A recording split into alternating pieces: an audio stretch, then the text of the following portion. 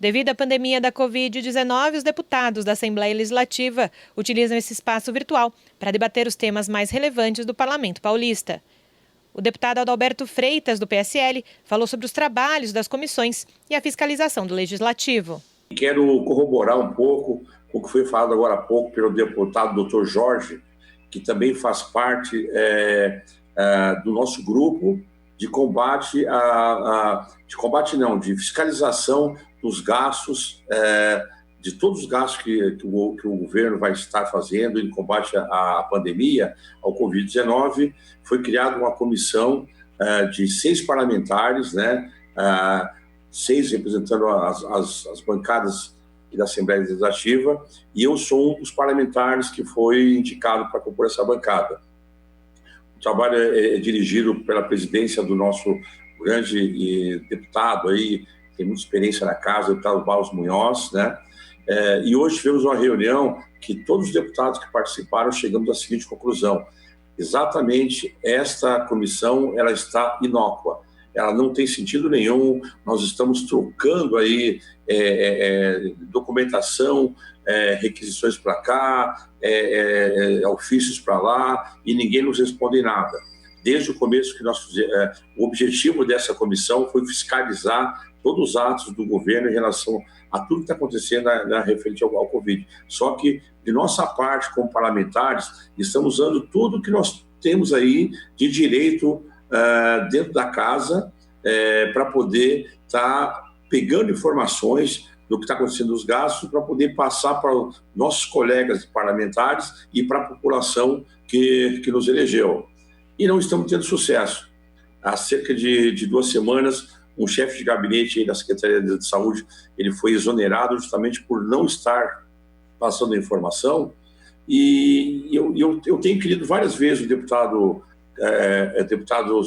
Munhoz que nós precisamos tomar uma providência, porque a gente manda um ofício para pedir informação para o secretário demora aí 15, 20 dias para responder e não responde ao contento, não passa informação, e nós, de todo o grupo que está sendo aí organizado para poder combater o coronavírus, nós parlamentares somos os legítimos representantes do povo.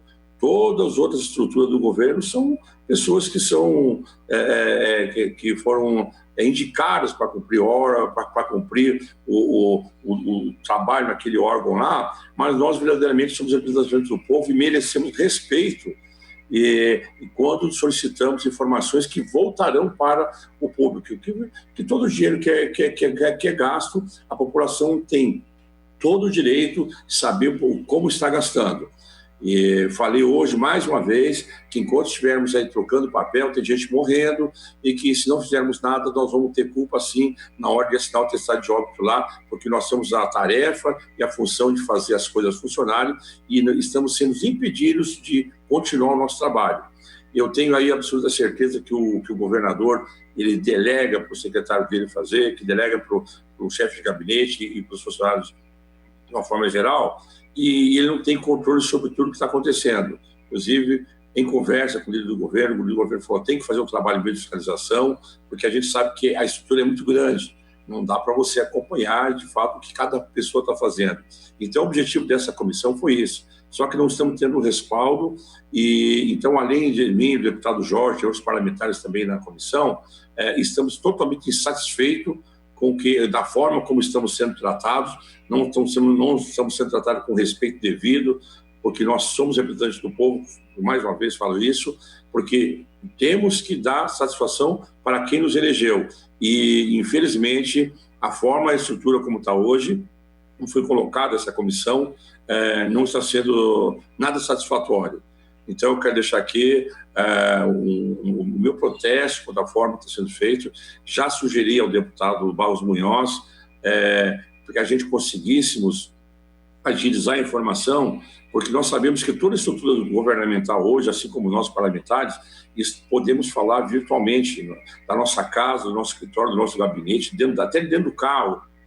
Nós, quando fazemos reunião, a gente vê a pessoa que está preocupada não é uma coisa muito boa, mas a pessoa está dentro do carro, ela consegue se comunicar com a gente, ou seja, não tem mais aquele empecilho de você ligar para a secretária do secretário, para ela poder despachar com ele, para ver qual a data que ele poderia estar conversando, aí ele manda a data, aí vê se bate a agenda, quer dizer, isso eu posso lhe falar com toda a garantia. Eu venho de uma empresa da área de TI, e nós sabemos que a conversa virtual, as redes sociais, todas as plataformas que usamos de comunicação vieram para ficar, e não há motivo mais.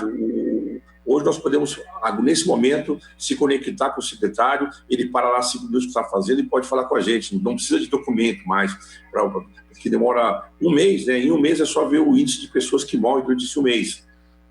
E essa comissão foi criada justamente para poder ver esse tipo de situação, porque todos nós parlamentares, nós nos doamos, descontou a 30% dos nossos salários para também colaborar, e mais os fundos todos que foram designados para poder ter esse combate, poder agilizar as ações aí no combate. E nós estamos vendo algumas coisas, algumas situações que até tendem a ser um caráter duvidoso, que parece que vão fechar um hospital que não está funcionando, quer dizer, vai fechar, não se sabe por que vai fechar, ou seja, se não foi feito um estudo adequado para montar o hospital, vai desmontar agora, e o dinheiro que foi gasto lá, por que não foi colocado para poder reformar um outro hospital que estava de reforma, nós sabemos. Então, pode ser que há uma má gestão aí do nosso dinheiro, então nós precisamos realmente fazer essa fiscalização, que vai durar até o final acho que até 31 de dezembro, e deixo aqui meu protesto que nós devemos mudar e todos nós parlamentares necessitamos que seja dado respeito de todas as nossas ações. O deputado Dr. Jorge do Carmo, do PT, falou sobre os problemas de saneamento básico em algumas regiões da zona leste da capital e sobre a falta de resposta do Executivo sobre requerimentos feitos pelos deputados. Me inscrevi hoje para falar, colegas deputados e deputadas, sobre uma questão que reputo muito importante e preocupante.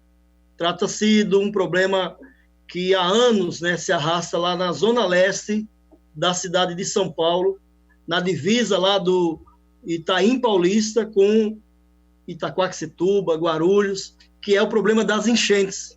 Nós sabemos das enchentes daquela região. Em São Paulo tem muitos problemas de enchentes, mas aquela região, às vezes as famílias ficam lá por meses, submersas às águas e expostas a risco de doenças, em razão do problema de enchentes daquela região, da falta de desassoreamento do rio Tietê e da falta de investimento mesmo em políticas públicas do governo do Estado. Por que falo isso?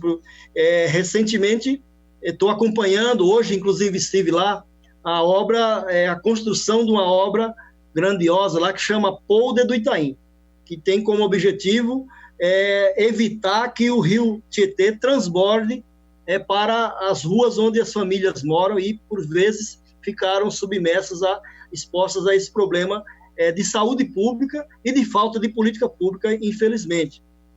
E aí, essa obra era para ser concluída no novembro, dezembro de 2019, não foi concluída, as famílias novamente, mais um final de ano, período das chuvas, sofreram com essa questão, e essa obra foi prorrogada para conclusão aí no mês de julho. Oficiei o secretário Marcos Rodrigues Penido, e ele respondeu dizendo que a expectativa, a previsão é para terminar no mês de julho de 2020. Tem muita coisa para fazer lá, estive lá hoje, tem muita coisa para fazer.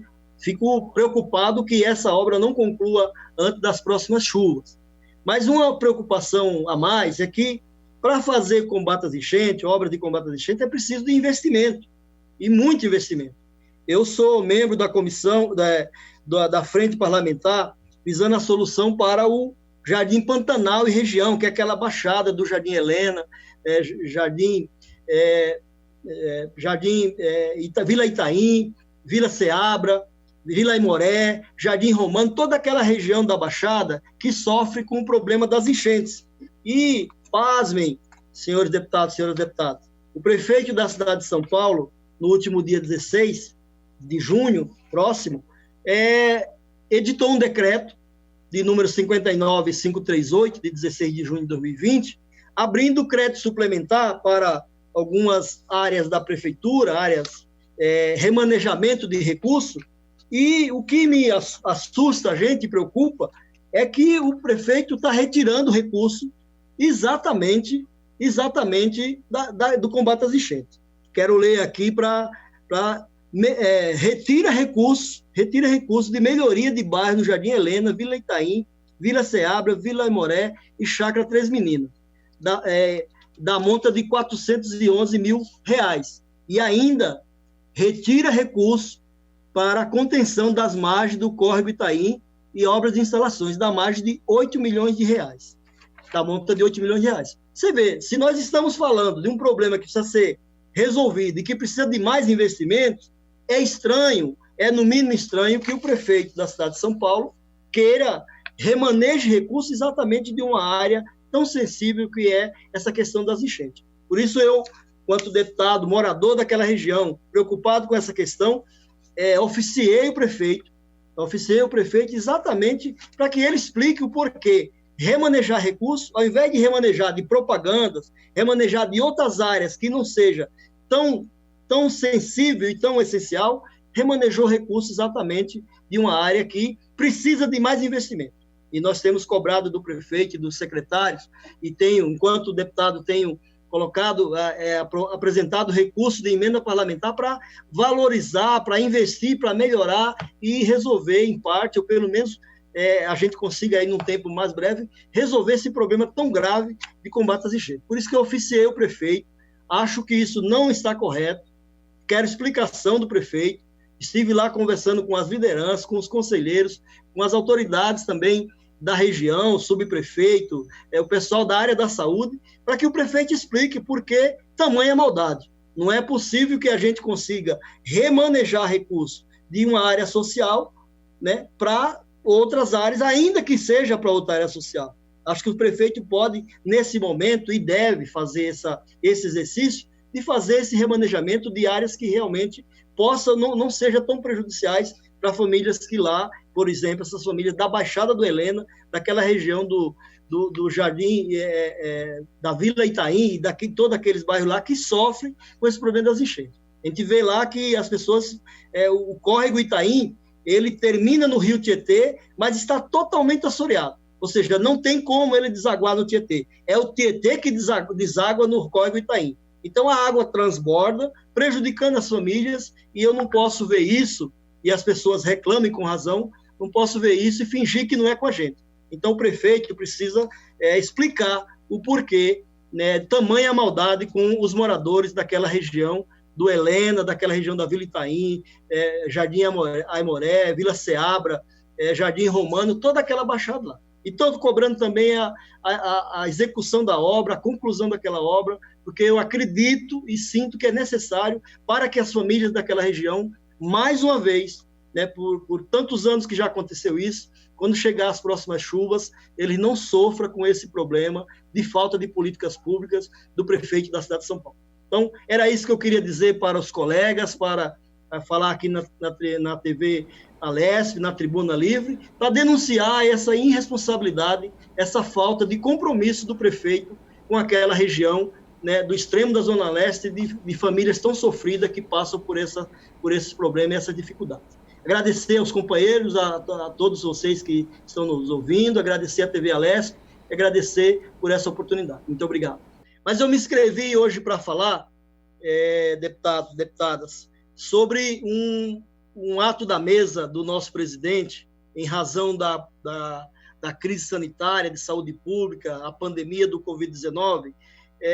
O nosso presidente, deputado Cauê Macris, criou um ato, né, através de um ato, criou um grupo de trabalho na nossa Assembleia aqui, para fiscalizar e acompanhar os gastos, os investimentos com a pandemia do Covid-19. Ou seja, tudo aquilo que nós definimos na Assembleia, por exemplo, os nossos provimentos, o fundo da Assembleia que foi destinado, a redução da verba de gabinete, além dos demais gastos do governo, a desvinculação dos fundos, tudo que nós fizemos como aprovamos na Assembleia, como destinação para flexibilizar a Lei de Responsabilidade Fiscal, a Lei 101 de 2000, né, que, através do seu artigo 65, flexibiliza para que não haja necessidade de licitação, né, para a gente conseguir aí, o governo do Estado, os secretários, né, conseguir fazer o combate à pandemia do Covid-19 com seriedade, com agilidade, com celeridade. E aí, para isso, foi criada uma comissão temporária, evidentemente, através do ato do presidente de número 34, de 16 de abril de 2020.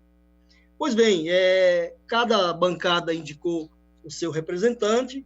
Esse deputado que vos fala foi indicado pela minha bancada, a bancada do Partido dos Trabalhadores, e o coordenador dessa comissão, desse grupo de trabalho, é o nobre deputado Barros Munhoz. Estou lembrando que a comissão é composta de 6 deputados titulares e 6 suplentes. Leio aqui o Wellington Moura, Rodrigo Moraes, Adalberto Freitas, deputado Dr. Jorge do Carmo, Analice Fernandes, deputado coordenador Barros Munhoz, Disseu Dalben, Ricardo Melão, Márcio da Farmácia, delegado Olim, Isa Pena e Jorge Caruso. Esses são os componentes dessa comissão. A gente tem se reunido toda semana, às vezes até 2 vezes por semana, para falar, né, apresentar requerimentos para o secretário da Fazenda, para o secretário da Saúde, para o governo do Estado, para os demais secretários que entendemos pertinente, para ter informações dos gastos, da destinação do recurso e a aplicação dele, né, e a austeridade que todo governo deve ter. No entanto, pasmem, né, e falo isso com muita preocupação, porque os requerimentos dessa comissão, desse grupo de trabalho, nunca são respondidos. Nunca são respondidos. A gente requeremos a presença, a participação numa reunião nossa em ambiente virtual da doutora Ruth Helena, por exemplo, corregedora do Estado de São Paulo. Ela veio, se colocou à disposição, se prestou, né, a encaminhar, a fazer a intermediação dos requerimentos que já não estavam sendo respondidos há muito tempo, ou seja, a gente já se reúne desde abril, ou seja, nós estamos no mês de junho, né, final de junho já. Em seguida veio também o presidente do TCE, que é o doutor Edgar Camargo Rodrigues, e também para apresentar a planilha, a documentação, aquilo que está sendo gasto aí pelo governador, pelos secretários no combate à pandemia. Os hospitais de campanha, os respiradores, enfim, todos os gastos com a saúde pública, porque a gente tem que ter investimento prioritário para a saúde pública, especialmente nesse período de pandemia. No entanto, lei do engano não avançou, não está avançando. Hoje tivemos uma reunião da comissão, do grupo de trabalho, e chegamos à seguinte conclusão, né? E aprovamos isso. O deputado Barros Munhoz falou, olha, não dá, desse jeito não dá para a gente continuar. Vamos fazer um requerimento último, né, de convite ou convocação para o secretário da Fazenda, senhor Henrique Meirelles, e o secretário de Saúde, José Germa, né, para que a gente possa ter a participação deles na reunião como forma de definir, vez por todas, por que eles não respeitam esse ato da mesa e essa comissão constituída pela nossa casa. E se eles não vierem ou não responderem, nós simplesmente vamos, o nosso presidente, nosso coordenador, e nós combinamos isso, vamos dizer para o presidente da casa que essa comissão é inútil, é inócua, ela não tem nenhum sentido se não tiver, se ela não for respeitada, se não tiver respaldo e respeito às informações que são requeridas. E digo, o objetivo não é fazer política, não é propagandizar, não é se protagonizar em razão de fazer parte da comissão. O objetivo é simplesmente fiscalizar os gastos do governador e dos secretários. E a gente tem nos preocupado com isso, porque eu sou cobrado na sociedade, os demais deputados, colegas, são cobrados na nossa bancada.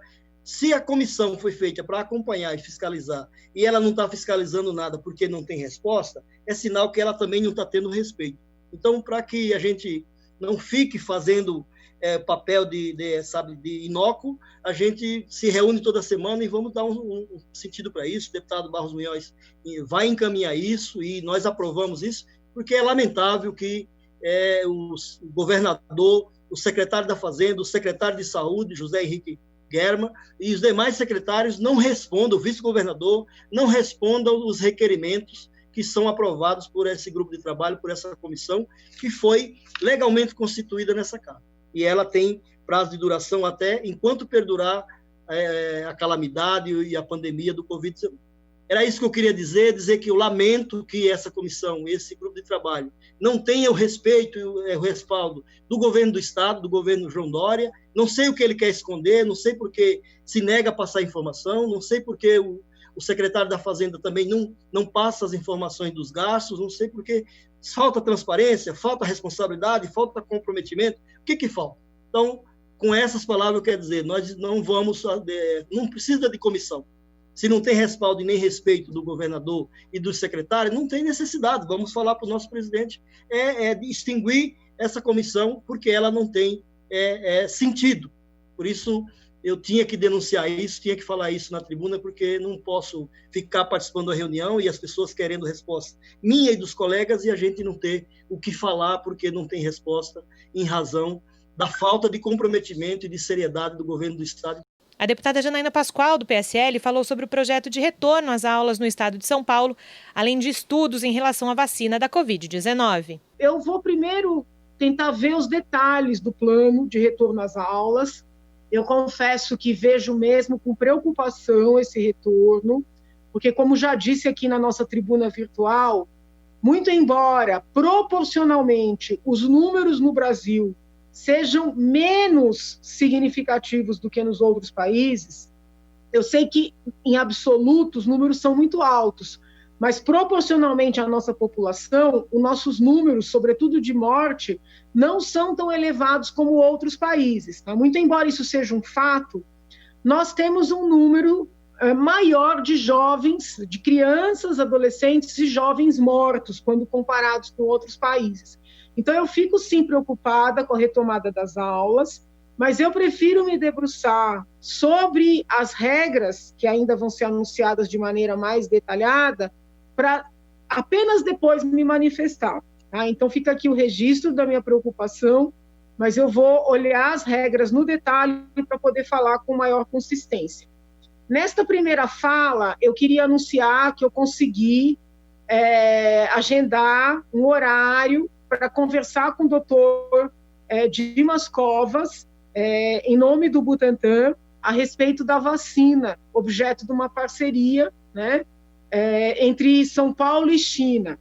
Eu solicitei essa audiência, agradeço aqui publicamente a receptividade nessa solicitação, porque eu estou ainda muito preocupada com essa parceria, não só no aspecto da contratação, mas no aspecto dos protocolos para a realização de pesquisas com seres humanos.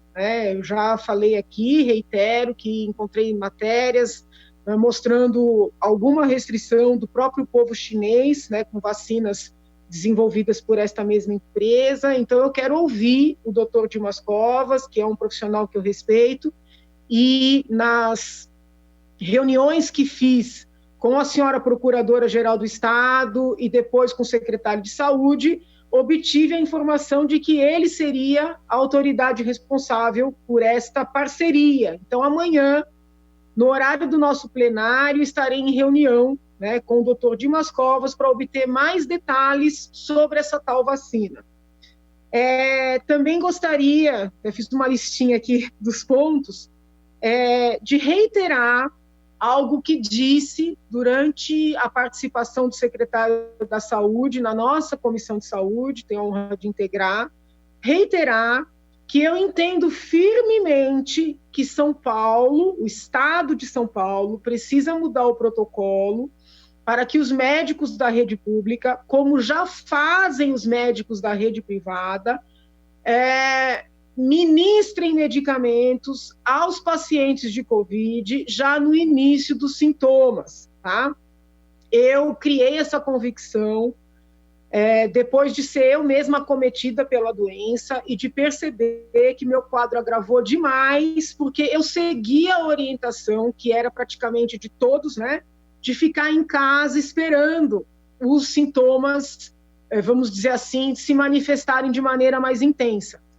E quando eu fui para o hospital, já eram 15 dias, né, de agravamento dos sintomas e o meu quadro ficou bastante significativo. Né? Eu lembro das faltas de ar, são faltas de ar muito diferentes, né, da que eu sou uma pessoa que tem muita alergia, sempre convivi com faltas de ar, mas nunca nada parecido com a falta de ar do Covid, né, que a gente sente como um caminhão em cima do peito. Então, eu questionei o secretário da Saúde, ele me respondeu de maneira técnica, então aqui não tem nenhuma agressividade, nenhuma acusação, nenhuma afronta, mas tem um inconformismo, acho que a palavra correta é essa, porque o secretário respondeu que como não existe um remédio, também não existe vacina, que ele não vai fazer protocolo nenhum orientando os médicos do setor público a medicarem.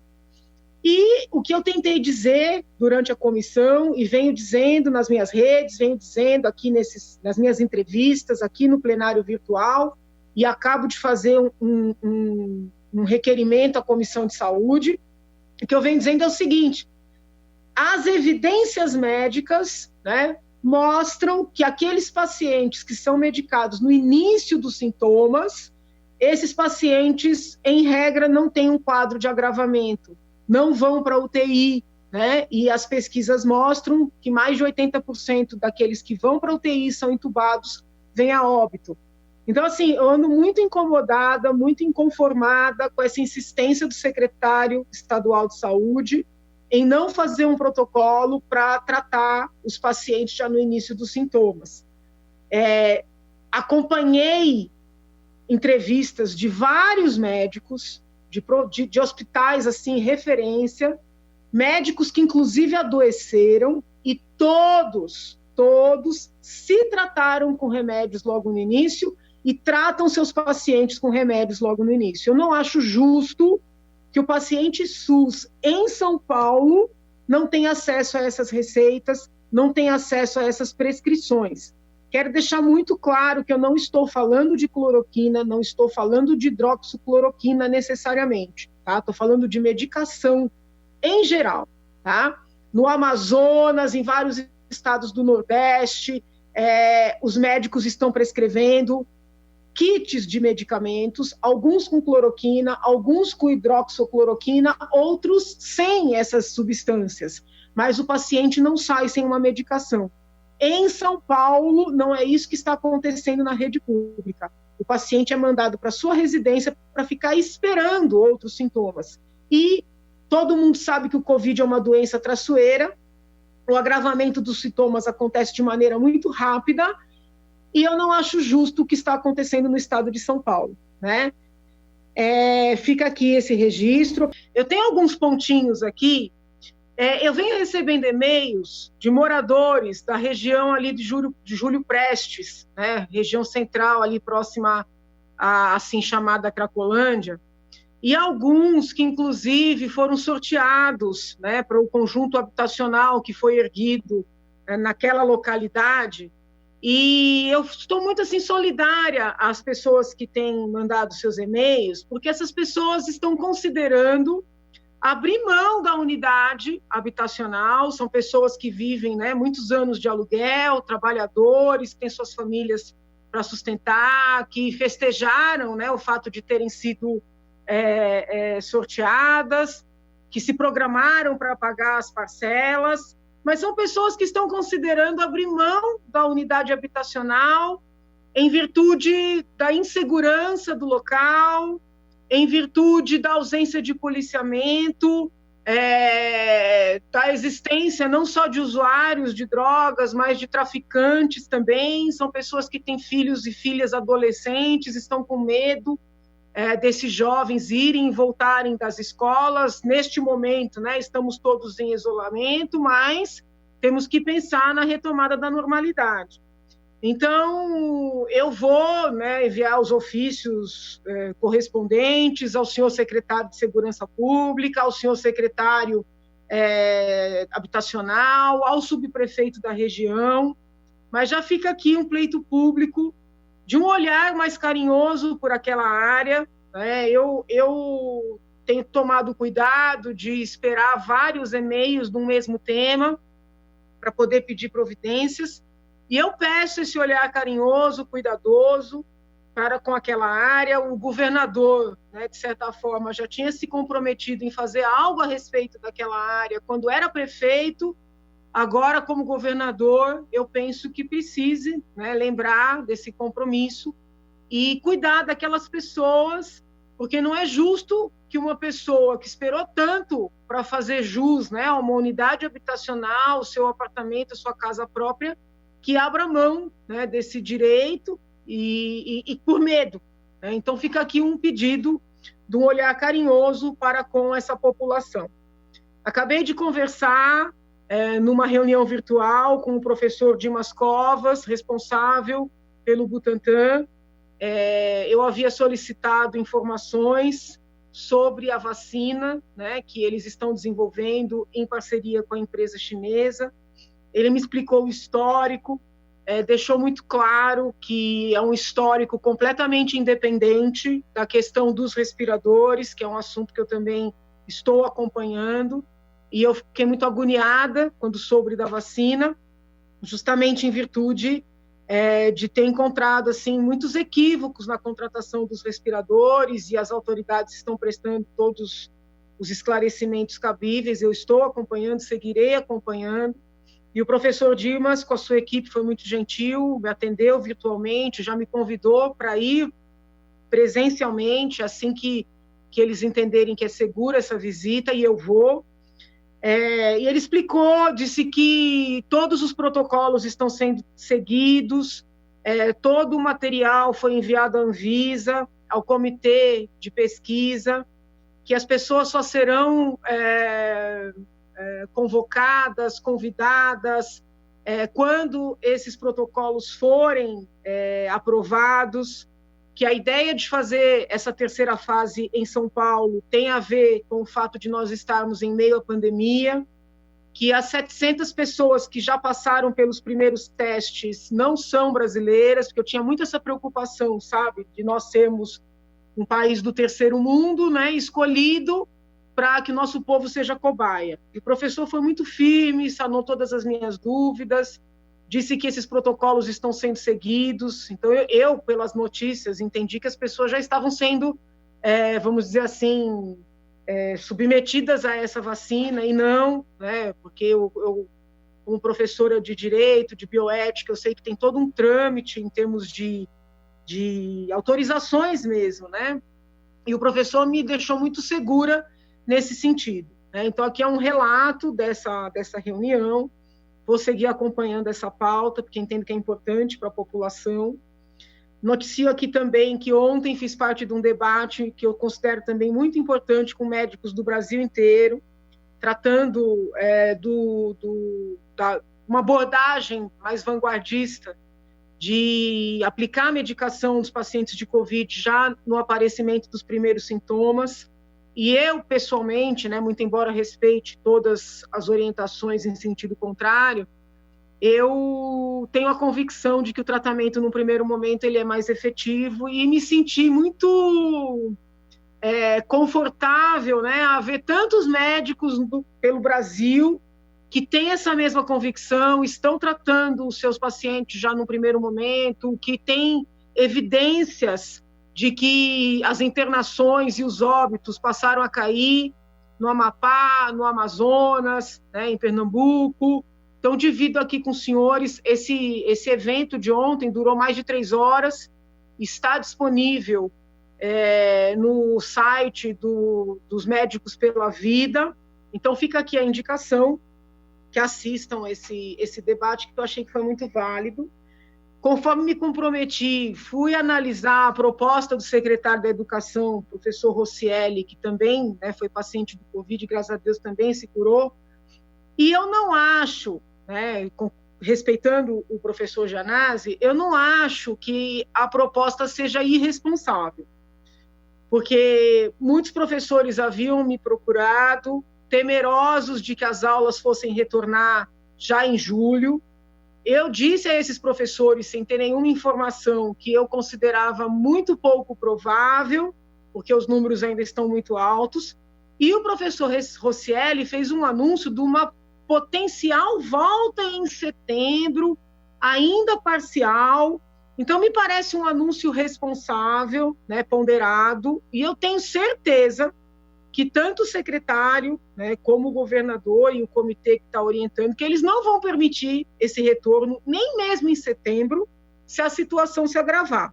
Né? E eu assumo aqui o compromisso com a população de seguir firme nessa fiscalização, e se eu entender, né, que o caso a situação se agravou a ponto de as crianças estarem em risco voltando em setembro, eu serei a primeira, né, a pedir providências, a tomar medidas, né, e a fazer frente a essa situação. Então, não acho que um planejamento para setembro seja algo irresponsável. Hoje mesmo recebi mensagens, né, de professoras também agoniadas, porque as crianças, somente aquelas que têm alguma situação especial, estão com muita dificuldade nesse sistema de aula online.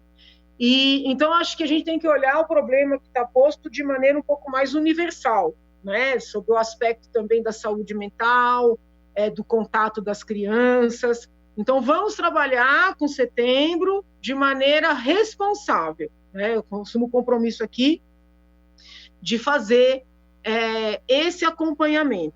Já o deputado Carlos Gianazzi, do PSOL, participou de algumas edições e falou sobre o plano do governo do estado de retorno às aulas no mês de setembro.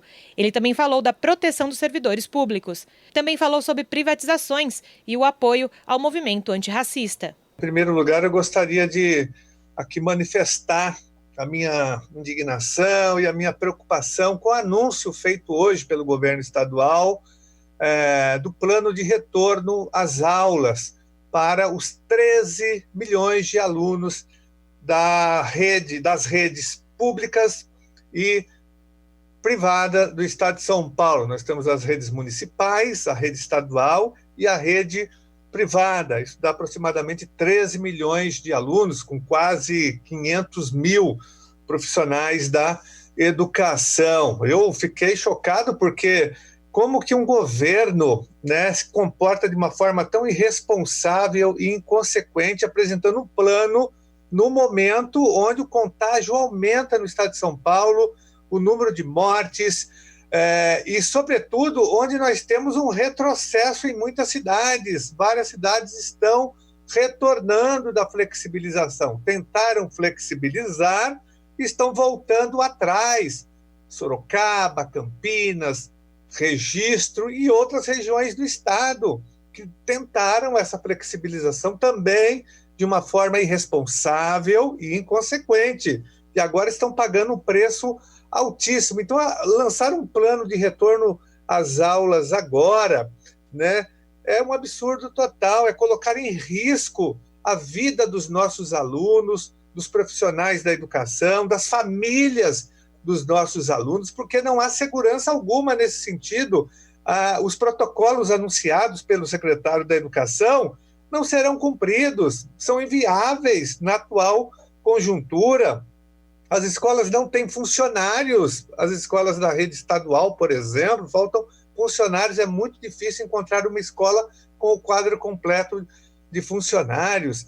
Como que você faz a volta nas escolas de lata da rede estadual, que são escolas apertadas, sem ventilação alguma? O estado de São Paulo tem mais de 100 escolas de lata espalhadas pelo estado, muitas na capital, muitas na zona sul de São Paulo. É inviável esse projeto. Na verdade, o governo Dória vai transformar a rede estadual, as escolas do estado de São Paulo, num laboratório, numa cobaia, né? A rede vira uma cobaia, só que essa experiência vai matar milhares de pessoas. O governo Dória está brincando com a vida da cidade, não da cidade, das cidades, do estado como um todo, das redes de ensino, da rede pública, da rede privada. Eu fiquei realmente chocado com o anúncio no pior momento. Você só pode apresentar um governo sério, ele só apresenta um plano de retorno quando houver a redução drástica da pandemia, quando houver, de fato, segurança sanitária para a volta. Isso não se faz criar uma falsa expectativa, né, porque ele vai ainda publicar um decreto com esse com essa proposta que vai ser publicado no dia 2, agora nós vamos observar, mas de antemão nós já vamos à Justiça, vamos acionar o Ministério Público contra esse decreto, vamos à Justiça, ao Tribunal de Justiça e mesmo às cortes internacionais, porque vai ser um decreto criminoso que vai promover um genocídio. Não há condições de fazer previsão nem de anunciar. O anúncio da possível volta às aulas, ele já é perigoso, porque ele já incentiva as pessoas a não fazerem o isolamento social, a quarentena. Então, nós estamos preocupados, os professores estavam apreensivos, estão muito mais ainda com essas orientações. Ele diz que as aulas voltam agora no dia 8 de setembro, né? Tem as 3 fases, a primeira fase haverá um retorno de 35% dos alunos, eu acho que através de um rodízio de alunos. Mesmo assim, isso é perigoso, isso é inconsequente, é irresponsável, não é possível. Nós estaremos atentos a isso e denunciando, né? Os professores não aceitam. Eu achei muito estranho, porque o governador mostrou no gráfico, num telão, um quadro mostrando as entidades que foram consultadas. Ele falou que esse é um projeto coletivo, esse programa. Ele mostrou as entidades patronais do sindicato dos donos das escolas particulares, né? Não houve a consulta às entidades representativas do magistério, dos profissionais da educação. O governo consultou só as entidades governamentais, as entidades que representam o governo, secretários de educação, e as entidades patronais, porque como envolve a rede privada de ensino. Mas não vi ali, não houve consulta aos profissionais da educação. A POSP não foi consultada, o DEMO, a PASE, a FUSE, o CPP, o SIMPRO, as entidades municipais, a Profem, o SIMPEM, Sinesp, Sindicep, todas as entidades que representam os profissionais da educação. Em São Paulo, citei aqui algumas delas, existem tantas outras espalhadas pelo estado de São Paulo. Essas entidades não foram consultadas, ou seja, os profissionais da educação, quem está na linha de ponta, no chão da escola, que é o professor, que é o agente de organização escolar, quadro de apoio escolar, os gestores das escolas, os diretores, coordenadores pedagógicos, supervisores de ensino, não foram consultados e não participaram da elaboração desse programa de volta às aulas. Mas foram consultar quem? Os donos das escolas particulares, né? As entidades patronais e só representantes dos governos. Então, nós estamos preocupados com isso e vamos reagir com veemência, né? Principalmente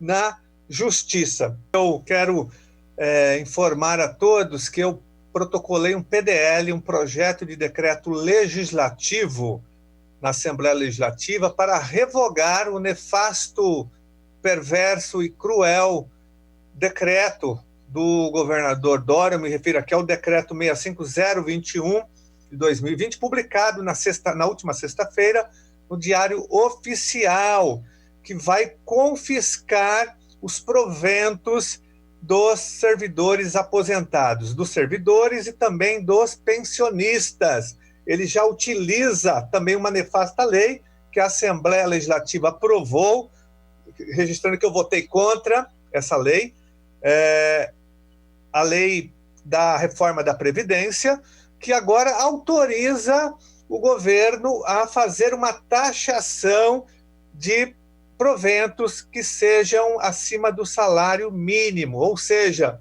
pessoas que ganham acima de aproximadamente R$1.000 serão taxadas. Isso é um absurdo total. Já é um absurdo taxar o aposentado e o pensionista, porque se ele já se aposentou, é que ele já contribuiu com seu regime previdenciário durante todo o tempo, né, em que ele trabalhou. Então, ele agora está recebendo de volta a sua contribuição.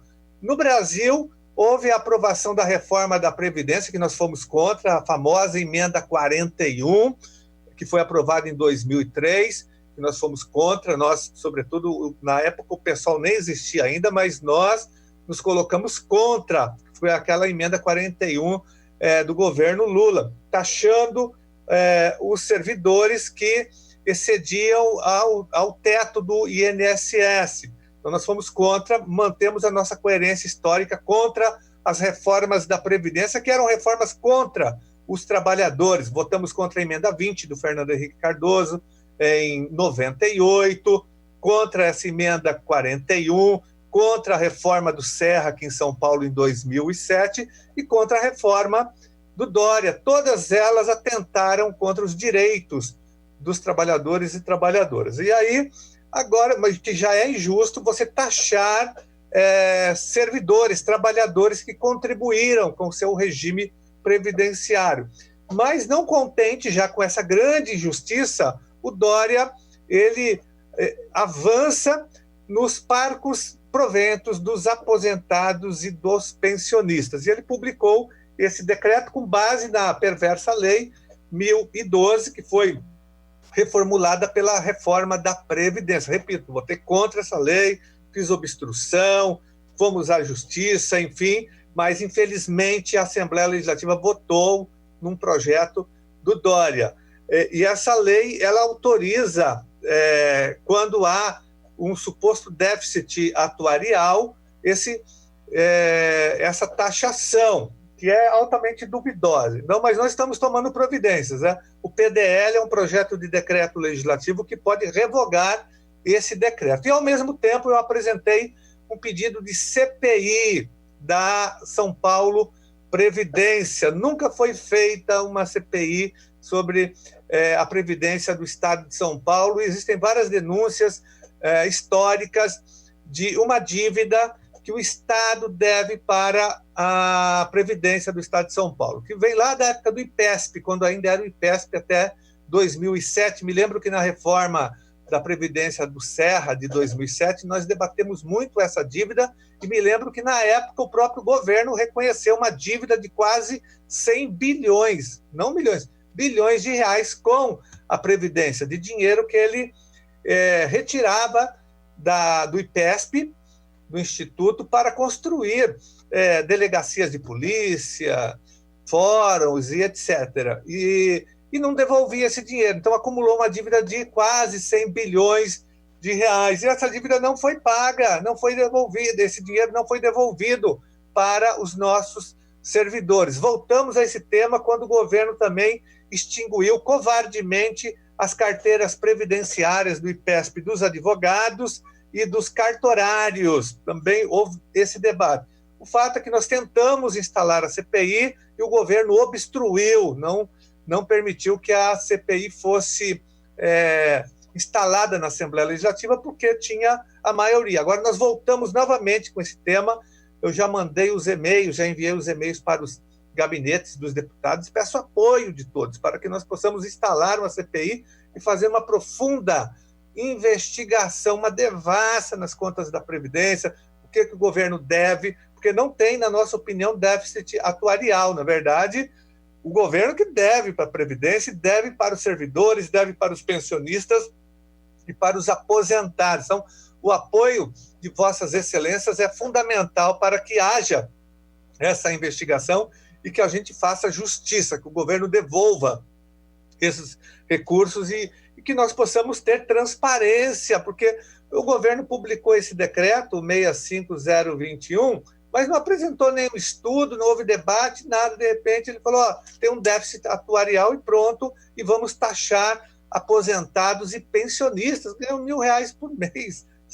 É um absurdo total. Então, peço o apoio dos deputados e deputadas para aprovar o nosso PDL, o nosso projeto de decreto legislativo, e para a instalação da CPI da São Paulo Previdência. Isso é muito importante. Queria só voltar rapidamente ao tema aqui da volta às aulas, né? E olha, eu fiz um pronunciamento, voltei aqui, acompanhei as redes sociais, recebi muitos comentários de professores, de alunos, de entidades, há uma revolta generalizada com esse anúncio, porque o anúncio de volta às aulas representa o seguinte, que o governo estadual vai transformar a educação numa cobaia.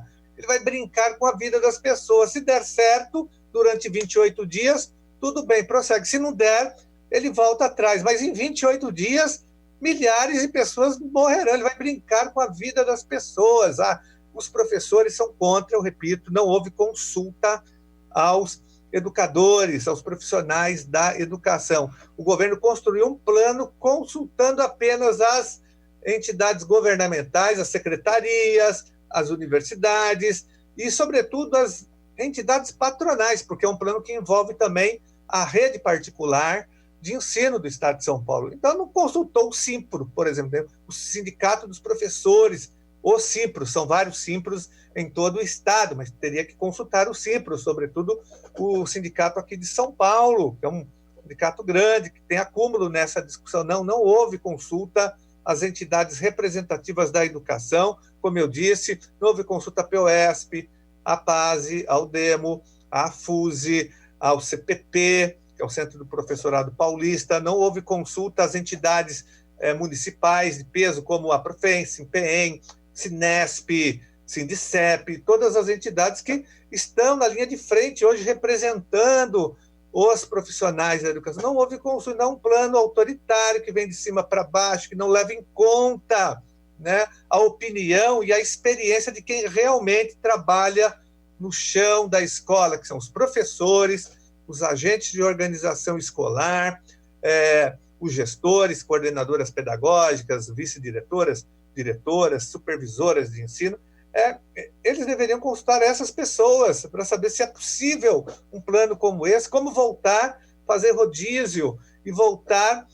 Ele fala que as salas devem ser ventiladas, que as atividades devem ser feitas em áreas ventiladas. Eu fico imaginando as mais de 100 escolas de latas só da rede estadual. Não tem ventilação, não tem isolamento acústico, não tem nada.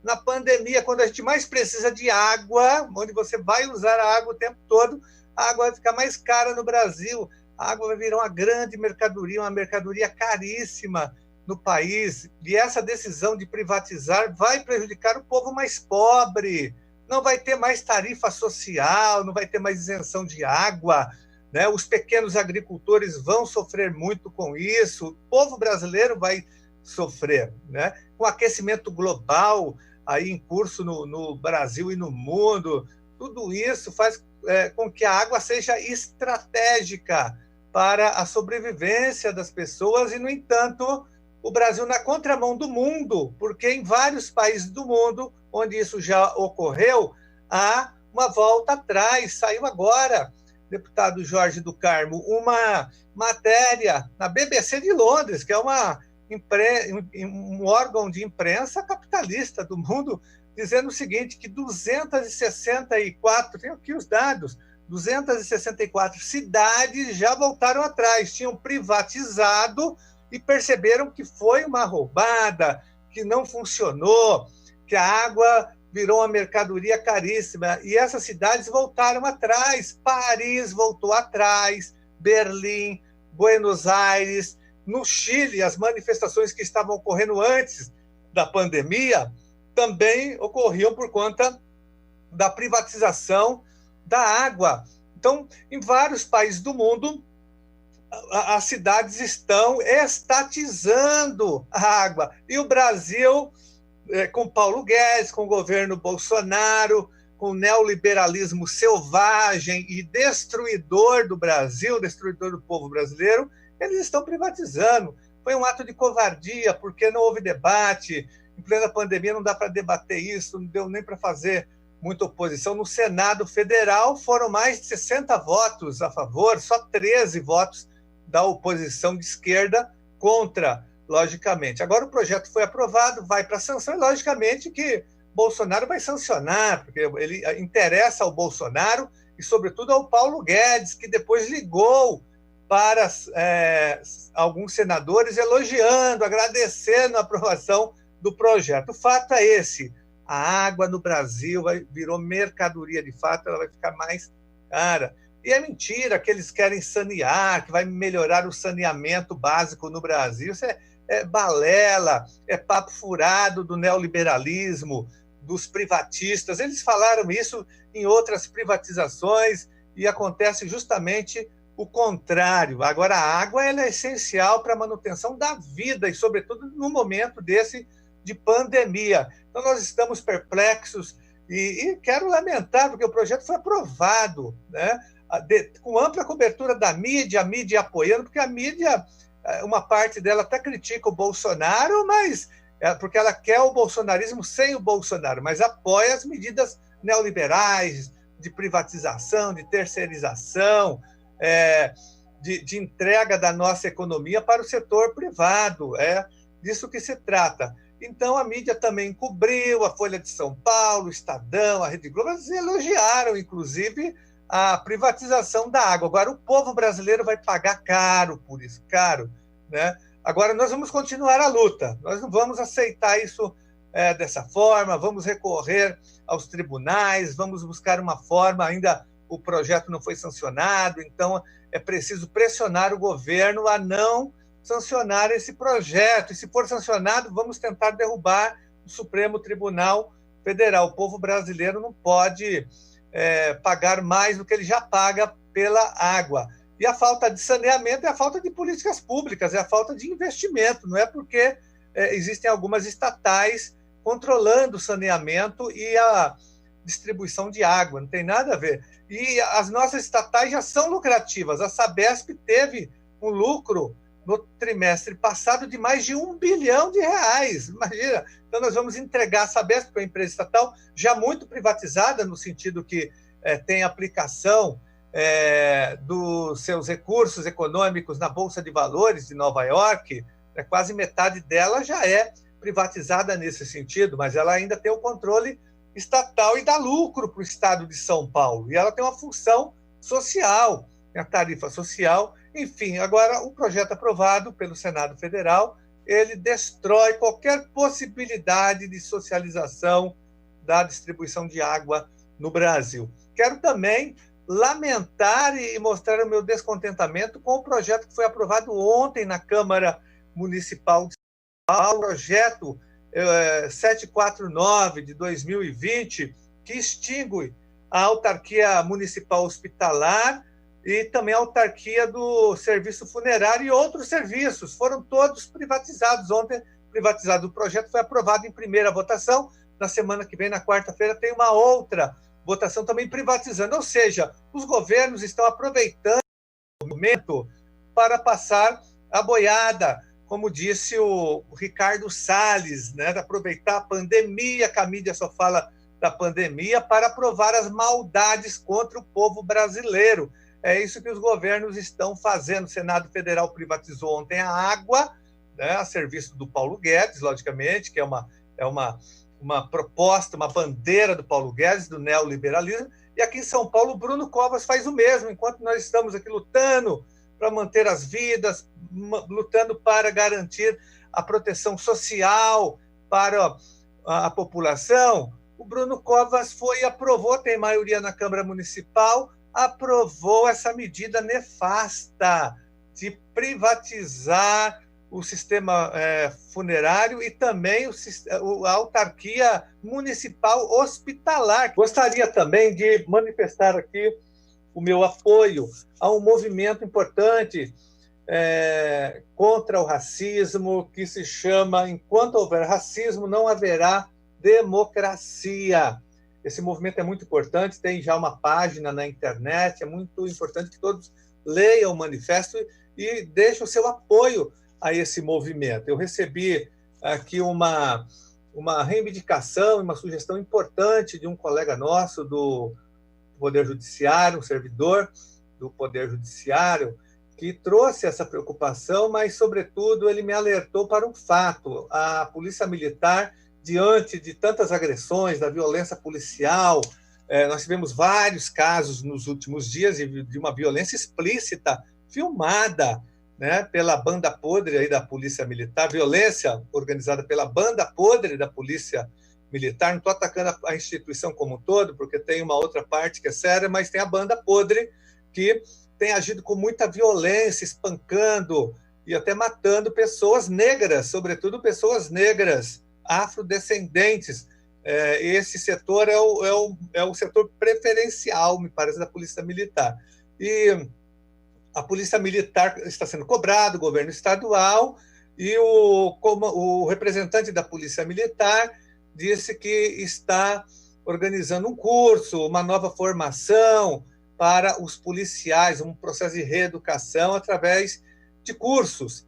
E ele fala corretamente, por exemplo, que vai abordar direitos humanos, polícia comunitária, abordagem policial, polícia judiciária, novas tecnologias, isso tudo é importante, mas não trata aqui de um tema que o Luiz Pinto me chamou a atenção, não tem o debate principal, que é sobre racismo individual, racismo institucional e estrutural. Isso é fundamental, porque o Florestan Fernandes, o grande sociólogo, já dizia isso, esse movimento aqui usa, inclusive, me parece que não uma frase, mas exatamente o que já defendia o Florestan Fernandes. Ele falava isso: olha, o Brasil só vai ser um país democrático quando resolver a questão do racismo estrutural, sem que você incorpore a população afrodescendente na democracia e na economia, não haverá democracia no país.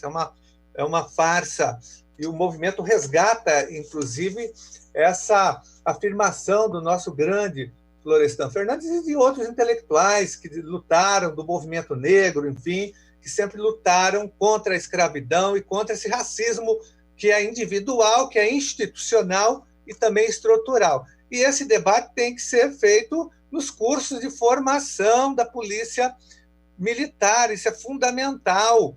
E o tema não é abordado. Então fica aqui não só a nossa sugestão, mas a nossa exigência. O mundo inteiro está discutindo racismo, o planeta não aceita mais. Então é inconcebível que num curso de formação da Polícia Militar não haja esse debate, principalmente nesse momento, onde a população afrodescendente do Brasil, sobretudo a nossa juventude na periferia, a juventude negra, está sendo morta, sendo vítima preferencial dessa violência policial. O programa sobre a atividade parlamentar dos deputados durante a pandemia fica por aqui. Se você quiser rever esse e os outros programas, é só acessar o nosso canal no YouTube. Até a próxima edição.